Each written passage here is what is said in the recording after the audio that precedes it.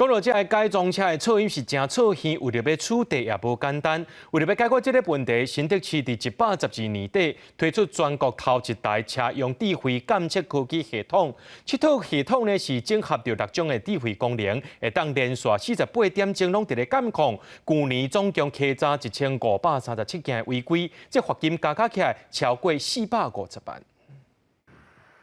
路边这台车看起来真特别。 车顶还有装收音的麦克以及电杆，这台是用来处理改装车掠噪音的车辆。内底设备除了有噪音侦测，也有结合车牌系统以及 AI 自动判断高污染车辆这款的功能。车牌辨识系统所辨识出来所有经过车辆的车牌号码，那我们就会从中去筛选出机车没有定检或者是财车没有定检的部分，再去做通知道检。那另外有关于噪音的部分，我们这里会有一个噪音背景值，那我们也会设定这个路段的警戒值，只要超过警戒值的部分，我们就会拍照。如果经过之后它有排烟的，就是烟度有过高的疑虑的部分，我们一样会做 AI 的判定它，然后把它的那个烟度拍下来。环保局透过智慧检测系统，会当自动检测降低人工，而且电若充饱，可以当连续48点钟监控。智慧检测系统自开始运作到今，已经稽查到1537件违规车辆，采罚金额超过458万。对于这个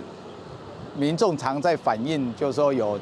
高噪音车辆经过的地方，我们就去设置我们这个6合1车载式的这个系统去做稽查。那从